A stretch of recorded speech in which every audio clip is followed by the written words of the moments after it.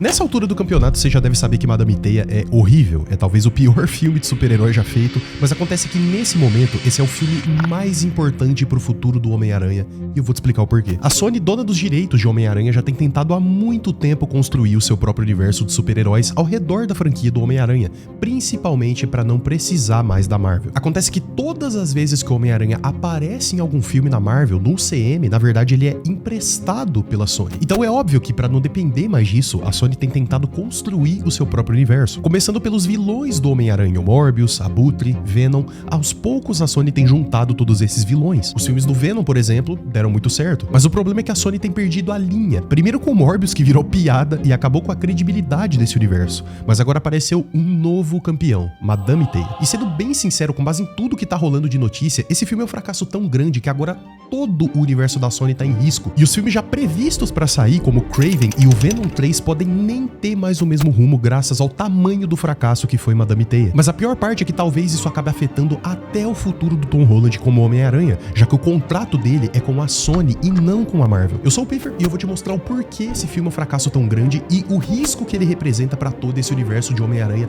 e também aproveitar pra fritar um pouquinho Madame Teia. Antes de tudo, eu quero assim, genuinamente pedir desculpa a todos os filmes da Marvel que eu achei que fossem ruins, porque eu vou te contar, viu? Eu acho que eu nunca vi um filme de super-herói tão ruim na minha vida. Eu já tinha certeza que o filme era ruim, mas mesmo assim eu resolvi ir assistir. Com certeza eu vou me arrepender de ver essa merda, mano. O mais impressionante é que mesmo sabendo disso, o filme conseguiu ser pior do que eu imaginava. Madame Teia faz todos esses filmes parecerem brincadeira de criança. Madame Teia faz Morbius parecer Interstellar. Madame Teia faz The Marvels parecer Oppenheimer. Você quer um exemplo engraçado disso? Olha essa cena aqui. Tem esse táxi com o tio Ben, a mãe do Peter e as meninas dentro. Tá o vilão em cima do táxi e a Madame Teia vindo pra cima com a ambulância. Se ela tacar a ambulância em cima do vilão, ela acerta o táxi e todo mundo morre. Então qual que é a solução genial que eles têm pra essa cena aqui?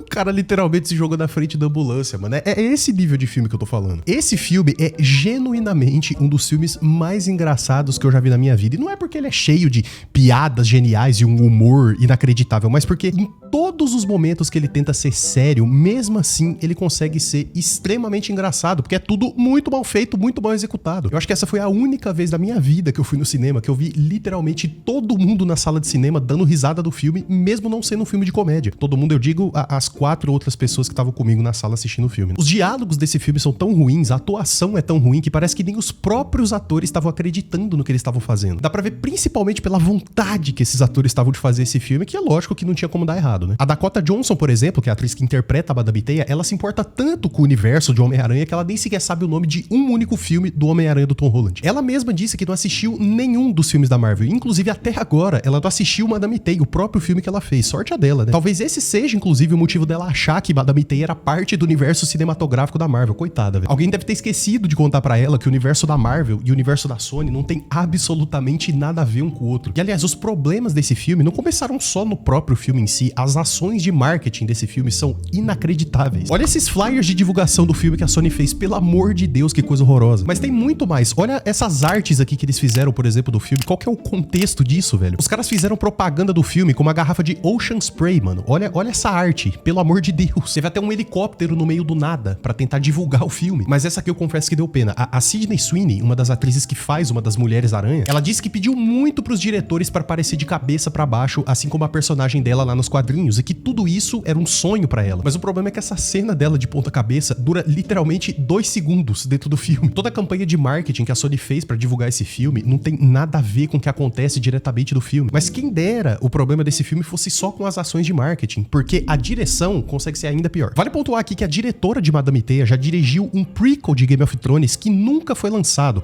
A série era tão ruim que nem o próprio criador de Game of Thrones pôde assistir. Só por aí já dá pra perceber com quem que a gente tá lidando, né? Quem é a galera que fez essa obra-prima do cinema. A direção desse filme é assustadora. Tem vários momentos do filme que chega a dar tontura de tanto balanço de cabeça e zoom in sem propósito nenhum. Fora a trilha sonora do filme, que parece um remix gigantesco dos jogos do Homem-Aranha com outros filmes famosos. Eu achei bem engraçada a tentativa que eles fazem de usar algumas trilhas conhecidas dos anos 2000 no decorrer do filme pra tentar contextualizar a gente do tempo em que o filme se passa, né? Porque o filme se passa ali em meados de 2003. Só que na prática fica completamente sem noção. Tem uma cena do filme que o vilão tá literalmente enfrentando a Dakota Johnson e as outras Mulheres-Aranha e de fundo tá tocando Britney Spears. O roteiro então nem se fala e não era pra esperar menos também, porque esse filme teve 4 roteiristas diferentes, que aliás fizeram trabalhos anteriores incríveis, dá pra ver por essas avaliações aqui. Inclusive alguns deles participaram do Morbius também. Mas a melhor parte é que todos eles estavam em greve, inclusive por quase 6 meses pedindo pra receber mais dinheiro. De verdade, mano, eu espero que o ChatGPT acabe com o emprego dos 4. As avaliações estão entre as piores quando comparado com outros filmes de super-herói, isso tanto por parte da crítica especializada quanto por parte do próprio público. Todo o plot desse filme, a construção do roteiro é inacreditável. A mãe da Cassandra, que ainda estava grávida dela, era uma pesquisadora que foi atrás de uma aranha mágica, que ninguém nunca conseguiu encontrar, mas mesmo assim ela acredita que essa aranha mágica tem os poderes de curar qualquer doença.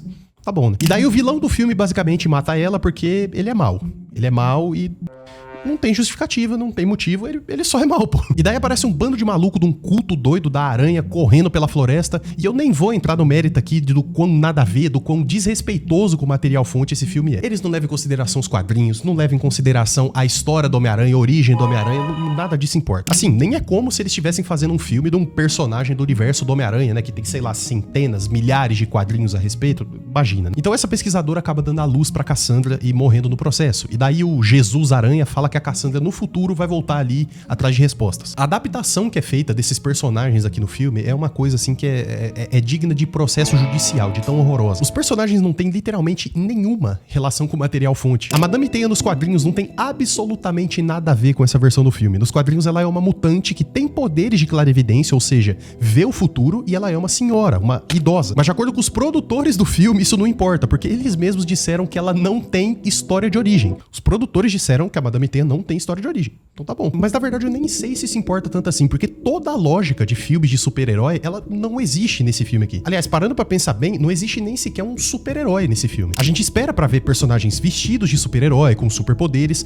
mas nesse filme é o contrário. Os supostos heróis fogem o filme todo de um vilão com traje de super-herói. Eles tentam introduzir essas diferentes versões da Mulher-Aranha que não se tornam Mulher-Aranha em nenhum momento do filme. Todas elas têm basicamente versões variadas da mesma origem, onde os pais abandonaram ou morreram, ou sei lá, saíram da vida delas de alguma forma. A gente tem primeiro a Anna Corazon, que é a Garota-Aranha lá dos quadrinhos, que não se torna a Garota-Aranha aqui no filme. Tem a Mary Franklin, a Mulher-Aranha, que também não se torna Mulher-Aranha no filme. E tem a Julia Cornwall, Mulher-Aranha, que adivinha só, também não se torna Mulher-Aranha aqui, é óbvio, né? O mais bizarro é que o filme tenta o tempo todo passar essa vibe de que essas 3 personagens e a Madame Teia são uma família e que tá todo mundo junto nessa missão. Quando na verdade eu não poderia me importar menos com cada uma dessas personagens, cara. O desenvolvimento da história de cada uma delas dura, sei lá, 2 minutos. As 3 são órfãs, uma gosta de comida, a outra gosta de matemática e a outra, bem, a outra é a Sydney Sweeney, né? A gente sabe bem o porquê que ela é conhecida, né? Mas de verdade, se juntar todas essas personagens e a Madame Teia, elas não conseguem ser tão ruins quanto o vilão desse filme. O Ezekiel basicamente tem visões de que no futuro essas 3 versões da Mulher-Aranha vão matar ele. E aliás, esses 20 segundos dessa visão que ele tem são os únicos 20 segundos do filme em que a gente vê essas personagens vestindo os trajes de super-herói. Então agora, graças a essas visões, ele vai atrás dessas 3 adolescentes pra evitar que no futuro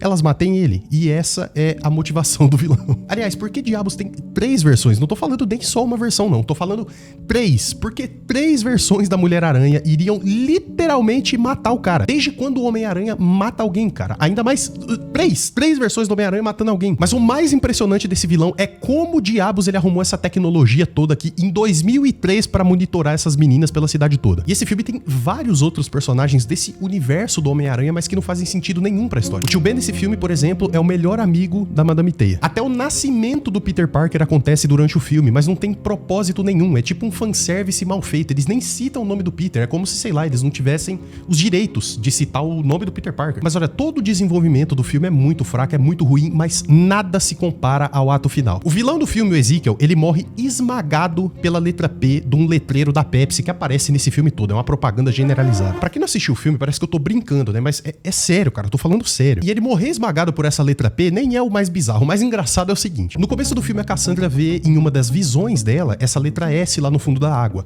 E só lá no terceiro ato do filme a gente vê que, na real, aquela letra S é a mesma desse letreiro aqui. Então o filme fica dando ênfase, mostrando essa letra S várias vezes, até que por fim o vilão é esmagado pela letra P. Velho, Quem que pensou nisso?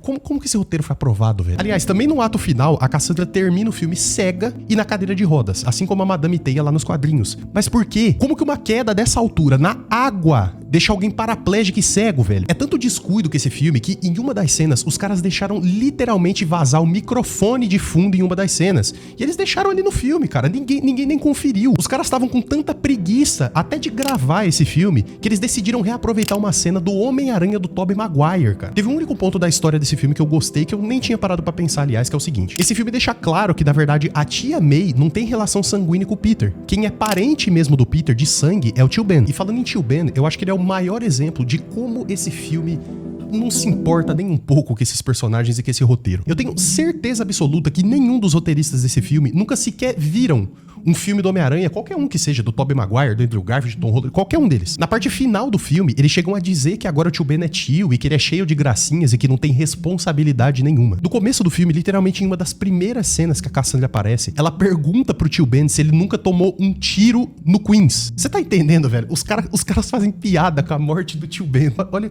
o nível que a gente tá lidando aqui. Aliás, tem uma ainda pior. Quando a Madame Teia ganha os poderes dela de verdade e o Jesus lá da tribo maluca fala pra ela aquela versão tosca de com grandes poderes vem grandes responsabilidades. Eu não tô brincando, essas são frases tiradas diretamente do filme. Os caras estão literalmente cagando na cabeça de um dos personagens mais importantes da história do Homem-Aranha. Mas pelo menos pelo que foi confirmado até agora, esse filme se passa em um universo à parte. Ele não tem relação nenhuma com o universo do Morbius e do Venom.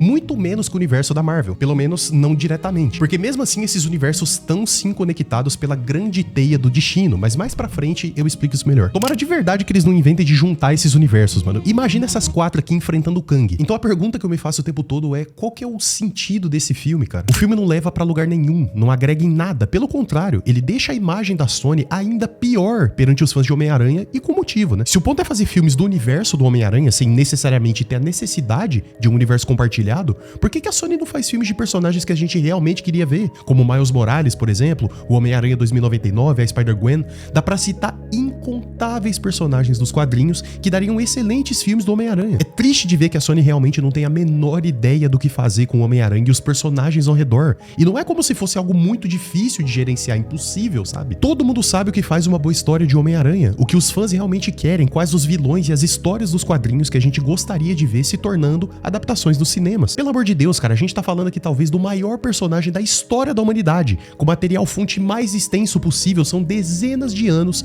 de excelentes histórias que a Sony não tem sequer a capacidade de adaptar. É triste perceber que no fim do dia o interesse é só usar o nome do Homem-Aranha pra qualquer coisa, porque no fim do dia isso vai dar retorno, não é? O público vai assistir independentemente da qualidade do filme. Se bem que, na verdade, nem sempre é isso que acontece. Madame Teia mesmo, por exemplo, teve um gasto de produção de 80 milhões de dólares e até agora fez só 50 milhões de bilheteria. A Sony ainda tem Venom 3 e Kraven previstos pra esse ano, dois filmes que eu vou fazer questão de não criar expectativa nenhuma, porque, pelo amor de Deus, né? Olha o histórico de filmes da Sony, cara. É triste pensar que aparentemente obras como o Aranhaverso ou então Homem-Aranha Sem Volta Pra Casa são a exceção. A Sony continua cometendo os mesmos erros que sempre cometeu. E todo mundo tem razão em sonhar com um dia em que os direitos do Homem-Aranha voltem pras mãos da Marvel. Filmes como Morbius e Madame Teia não deveriam nem sequer existir pra início de conversa. Todo esse papo de fadiga de filmes de super-herói é culpa de estúdios como a Sony. Ninguém nunca vai cansar de boas histórias de super-herói. Agora, filme ruim pode ser até de super-herói que vai continuar sendo ruim. Eu sei que isso pode parecer exagero, porque no fim do dia é só mais um filminho de super-herói